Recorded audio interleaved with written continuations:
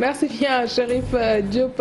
Nous sommes avec notre invité Mbaye Dione, le maire de Ngoundiane. Il est également le secrétaire général de l'Association des maires du Sénégal. Merci d'être avec nous, monsieur le maire.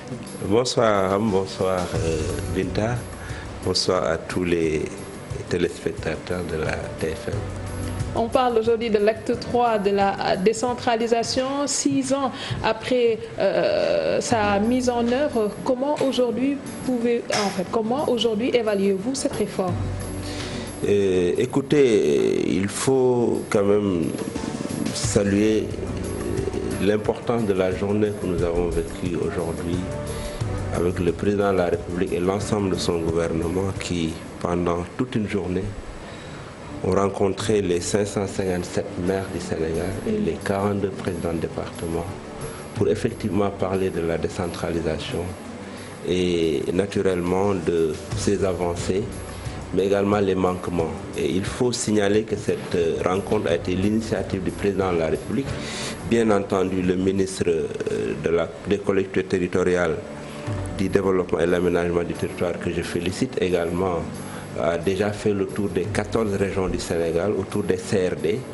Et cette rencontre aujourd'hui était à la fois une synthèse de ces travaux, mais également un autre cap pour véritablement réorienter la décentralisation qui a fait d'énormes progrès. Aujourd'hui, avec l'acte 3 qui a consacré une communalisation universelle, il n'y a plus de communauté rurale, c'est des communes d'égale dignité, mais également l'érection du département en ordre de collectivité territoriale et des avancées significatives en termes d'allocution de ressources. Je peux juste citer l'exemple des transferts sous forme de fonds de dotation et de fonds de concours qui sont passés de 25 milliards à 50 milliards de 2012 à 2019. Ça veut dire qu'en 7 ans, ces allocutions ont augmenté de façon considérable. D'autres ressources sont également notées dans les transferts que l'État octroie. C'est ce qu'on appelle la contribution économique locale qui est entrée en œuvre cette année et l'ensemble des collectivités locales en bénéficient. Mais naturellement, aujourd'hui, c'est un moment de dialogue où nous avons écouté le président de la République qui a fait un discours magistral et qui a voulu replacer les élus au cœur de ces politiques publiques. Il a surtout insisté sur la question foncière qui constitue aujourd'hui un élément essentiel puisque dans beaucoup de communes, les conflits qui sont le plus visibles, ce sont des questions liées au foncier. Il a effectivement parlé de la sensibilité de la question foncière, mais bien entendu, avant cela, il a parlé du rôle qu'il attend des exécutifs locaux dans l'implication des politiques publiques et il a cité nommément les 5 initiatives majeures. Le PSE jeune, le PSE vert, la reforestation, l'industrialisation, la solidarité et le numérique. Il est également revenu sur les 3 programmes phares, 0 bidonville, 100 000 logements, 0 déchet, et il a terminé par les accès universels. Et naturellement, quand on parle de collectivité, on parle de foncier, parce que ça fait partie des 9 domaines de compétences transférés aux collectivités territoriales. Effectivement, le président l'a dit, pour attirer l'attention des élus sur la gestion efficace, mais responsable que les élus doivent avoir par rapport aux questions foncières. Il a invité les élus à ne pas verser dans la spéculation, parce qu'il l'a dit quand il présidait l'Assemblée générale des notaires d'Afrique, une bonne partie des réclamations, des remontées qu'il a portent sur le foncier. Ça veut dire que c'est un foncier problématique. Il est problématique parce que si vous prenez 90% des collectivités territoriales, elles sont d'anciennes communautés rurales. On n'a pas un cadastre normé. On n'a pas de services d'urbanisme et de cadastre. Tout est encore informel. Et malheureusement, il faut le regretter pour le dire, il y a beaucoup d'élus qui versent dans la spéculation foncière. Des lotissements pour amasser de l'argent qui ne respectent pas certaines normes. Ils n'utilisent pas des géomètres agréés, ils ne passent pas par les services de l'État. Et c'est souvent ces lotissements sont faits sur des propriétés privées traditionnellement occupées par des gens. Je pense que toute délibération foncière doit revêtir un caractère d'intérêt public. Mais les gens ne doivent pas être animés par l'appât du gain pour morceler des terres, mettre ça à la disposition des promoteurs véreux qui sont animés que par le gain, au détriment des pauvres paysans ou des prolétaires qui aujourd'hui doivent les exploiter. On ne peut pas ne pas... Mais au-delà, monsieur le maire, des acquis que vous venez de lister, au-delà même de la spéculation foncière, on a comme l'impression que le Sénégal en matière de décentralisation est toujours à la traîne, que le Sénégal fait face à une véritable absence de politique de développement local. Mais écoute, c'était ça l'intérêt de la journée. Le président de la République lui-même s'est rendu compte que lui, c'est la première autorité de ce pays. Il est élu de façon très transparente avec 58%, une majorité écrasante. Il a constitué son gouvernement qui déroule. Mais il s'est rendu compte aujourd'hui que certaines initiatives, s'il ne met pas les élus au cœur de ces initiatives, il ne va pas réussir. C'est pourquoi il a compris. Et il a dit de façon très claire, je veux un engagement des élus. Mais naturellement, nous, on n'a aucun problème. Parce que bien au contraire, c'est ce que nous demandions. Parce que nous s'étions rendu compte qu'il y a beaucoup de choses aujourd'hui qui sont concentrées au sommet de l'État, alors qu'elles peuvent être et doivent être faites de façon beaucoup plus efficace, beaucoup plus rentable et beaucoup plus diligente et moins coûteuse si on les responsabilise les élus. Justement, pourquoi les collectivités territoriales ne se battent pas pour leur autonomie? Ils sont trop tirés par la tutelle. Non, c'était l'intérêt de ce dialogue, Binta. L'État aujourd'hui, la décentralisation ne doit pas être un discours de 20 mots, ça doit être une réalité. C'est pourquoi nous avons attiré l'attention de son Excellence, Monsieur le Président de la République, qui a fait un discours quand même révolutionnaire. Et à la fin, quand il tirait les conclusions de cette belle journée, il a dit rien ne sera plus comme avant. C'est quelque chose que tout le monde a entendu devant son gouvernement. Et mieux, il a dit à son gouvernement et à l'assistance, je suis séduit et je suis fier de la qualité des maires et des présidents de départements que j'ai vus. Parce que c'est un autre type de gouvernance. C'est d'éminents cadres dans plusieurs domaines assez pointus qui, tout en restant professionnels dans leur domaine, ont décidé de s'engager à la base. Nous avons écouté le président, mais nous l'avons dit, pour que nous nous engagions, son Excellence, Monsieur le Président de la République, il faut que vous renforciez le financement des collectivités territoriales. Le président, il a beaucoup fait. 24 milliards à 50 milliards, c'est beaucoup. Mais il reste encore. Pour la décentralisation, pour les équipements, il y a beaucoup d'aides qui sont allouées aux collectivités territoriales. Oui, mais c'est ce que j'ai dit. Ce que j'ai compris dans ce que disait tout à l'heure Binta, c'est à votre niveau. Qu'est-ce qui est fait pour la recherche de moyens innovants de financement? Écoutez, il y a des aspects réglementaires et des aspects législatifs qui ne permettent pas aux collectivités d'avoir une certaine autonomie d'aller chercher des financements. Mais toujours est-il qu'aujourd'hui, il y a des avancées qui ont été faites. L'augmentation, le dédoublement des transferts de fonds de dotation, fonds de concours. Cette année, l'institution de la contribution économique locale qui profite à toutes les communes. Mais mieux, on a demandé à l'État. L'État fait beaucoup de choses dans nos communes à travers des programmes comme le PIDC, comme le BCI, comme le Promoville. Nous voulons que l'ensemble de ces investissements soient mis à la disposition des collectivités pour qu'elles déroulent. Par exemple, je vais vous citer l'exemple du programme assez ambitieux de résorption des abris provisoires. Aujourd'hui, dans ma commune, le Ngounyan, dans une école qui s'appelle Tiangay, on est en train de faire une salle de classe qui fait 18 mois. Parce que c'est à partir du ministère de l'Éducation nationale qu'on prend une politique, on lance un appel d'offres. Alors que pour faire une salle de classe, je n'ai pas besoin de 3 mois. Les maires sont assez outillés aujourd'hui. Aujourd'hui, ce n'est pas seulement les aspects financiers, mais c'est un ensemble de procédures que nous devrons revoir. On n'a pas besoin, pour construire un poste de santé, aujourd'hui, d'utiliser toute l'ingénierie de l'État central. On n'a qu'à décentraliser ces moyens. Le président de la République a eu l'amabilité de nous offrir, chaque commune, un véhicule. Ces véhicules, d'après les informations que j'ai eues, ont coûté 22 millions l'unité. Mais à 90%, ils sont en panne. Alors qu'on a besoin juste de 12 millions pour faire un appel d'offres, choisir un bon véhicule au niveau des concessionnaires de la place et permettre de rouler. C'est de ça qu'il s'agit. On veut qu'aujourd'hui, on nous transfère les moyens, la politique, les décisions l'édification d'infrastructures qui vont nous permettre. Mais si tout doit se décider à l'État, au niveau central, ça pose problème. Et le président de la République aujourd'hui, avant même les maires, il a décidé aujourd'hui, parce qu'il a rappelé il y a quelques semaines, depuis 7 ans, il a mis 320 milliards pour acheter des véhicules. L'État ne va plus acheter des véhicules. Et ça entre en droite ligne de cette politique. Nous voulons que l'État donne les moyens juridiques, réglementaires, mais financiers aux collectivités. Mais nous avons également dit au président, en plus du financement des collectivités, de revaloriser les maires à travers un statut.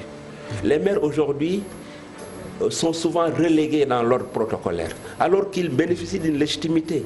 Aujourd'hui, à part le président de la République, il n'y a pas un seul élu qui est aussi bien élu qu'un maire.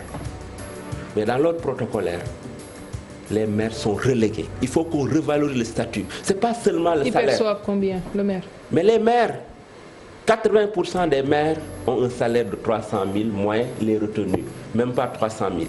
Il y a les maires de département qui ont un salaire de 500 000, chefs-lieux de département, et les maires chefs-lieux de région qui ont à peu près 1 million. Mais un maire, tous les autres maires, et le paradoxe c'est que les maires, les anciens maires des anciennes communes d'arrondissement de Dakar, de l'agglomération de Dakar, avant l'acte 3, il avait un salaire de 500 000.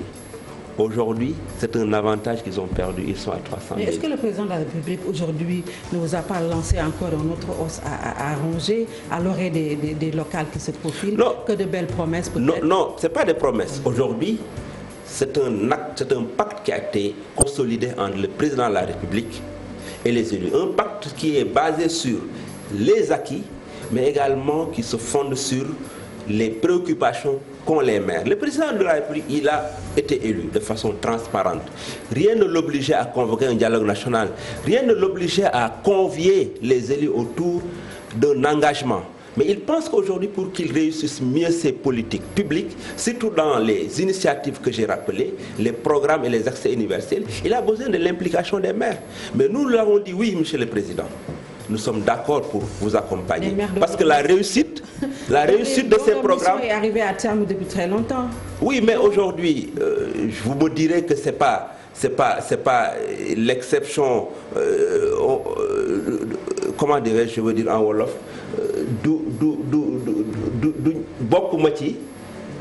comment je veux dire, c'est pas la première fois qu'on reporte des élections locales au Sénégal. Aujourd'hui, le contexte dans lequel les élections étaient prévues, avec l'hivernage, l'ensemble, ont fait qu'aujourd'hui, majoritairement, les gens n'étaient pas prêts. Aussi bien la majorité que l'opposition. Donc, comme on accord, les gens ont dit, on va décaler. On ne décale pas de plusieurs années, on va décaler juste le temps. Mais se pose la question de la légalité des actes que vous posez, permettez la répétition. Un maire dont le mandat est épuisé, aujourd'hui, beaucoup vont s'interroger sur les décisions que vous allez prendre. Oui, mais aujourd'hui, cette question a été réglée dans le cadre du dialogue national, où les gens ont pensé qu'aujourd'hui, avec toutes les réformes que nous voulons adopter, l'élection du maire au suffrage universel direct, l'ensemble des questions, le mode d'élection, les gens sont tombés d'accord. Parce que la démocratie également, c'est d'abord le consensus. Les gens sont tombés d'accord qu'il faudrait que ces questions, qu'on trouve un consensus fort. À partir de ce moment, il n'y a pas urgence à dire on tient les élections à date échue. On va décaler de quelques mois. Ça permet aux gens de s'entendre sur l'essentiel, de permettre de mener les réformes. Et ça va nous permettre aujourd'hui, dans le cadre des conclusions de cette journée, que le président a dédié à partir de cette année à la journée de la décentralisation, le 10 octobre, c'était une mesure phare. Aujourd'hui, une commission sera mise en place entre les ordres de collectivité, les associations de maires, l'association des départements et le ministre de tutelle pour réfléchir sur l'ensemble de ces questions. Et le président s'est engagé, dès réception de ces conclusions, de convoquer un conseil présidentiel pour entériner l'ensemble des mesures qui pourront faire avancer la décentralisation. Et aujourd'hui, il a dit rien ne sera plus comme avant. Il veut les maires au cœur de ces politiques publiques. C'est pourquoi nous autres également, nous avons pris l'engagement ferme d'accompagner le président de la République. Et des exemples concrets ont été pris. L'exemple de programme de 100 000 logements pour éradiquer les bidonvilles. Pour construire des logements, il faut du foncier. Le foncier est une compétence transférée. Les maires sont engagés aujourd'hui à mettre à la disposition des promoteurs, par des canevas assez sécurisés, le foncier pour permettre à ces promoteurs de construire pour que les Sénégalais, les cadres comme vous, comme moi, l'artisan, l'enseignant puissent avoir une maison décente à un coût pas moins cher. Les maires sont également engagés à s'impliquer fortement pour rendre le Sénégal propre à partir de nos communes, en mobilisant les ASC, parce que c'est nous qui les finançons, en mobilisant les groupements de femmes, parce que c'est nous qui les accompagnons, en mettant à leur disposition l'ensemble des instruments qui vont permettre de rendre nos villes propres. Parce que c'est de ça qu'il s'agit. Quand le président de la République veut dire des villes propres, zéro bidonville, mais naturellement... Et vous aviez besoin que le chef de l'État puisse vous faire cette remarque? Est-ce que ce n'est pas vous qui avez failli à votre mission? Non, on n'a pas failli à notre mission. Il faut nous donner les moyens réglementaires, financiers et logistiques pour le faire. Ces moyens, nous ne les avions pas. Attendre qu'on leur donne les moyens. Est-ce que les maires ne doivent pas aller à la recherche de moyens? Oui, mais les moyens... Pour satisfaire les besoins. Mais on est allé à la recherche des moyens. Quand on va vers l'État du Sénégal, on cherche des moyens. Il n'y a pas que l'État du Sénégal. Oui, mais on va vers d'autres partenaires. Il y a d'autres sources de financement. Oui, mais il y a d'autres sources de financement. Il y a le partenariat public-privé que nous sommes en train de développer. Je ne veux pas tout le temps citer l'exemple de Ngoundiane. Il y a d'autres communes. Tu vas à Malicounda, tu vas à Sandiara, tu vas à Sali, tu vas dans beaucoup de collectivités. Les gens sont en train de développer des mécanismes à partir des partenariats public-privé. Mais l'État, nous sommes des démembrements de l'État. Notre principal bailleur, c'est l'État du Sénégal. On a des partenaires privés qui sont là. On a quelques difficultés avec des opérateurs qui amassent des milliards. C'est tous les opérateurs de téléphonie qui refusent de nous payer. Ce débat a été posé.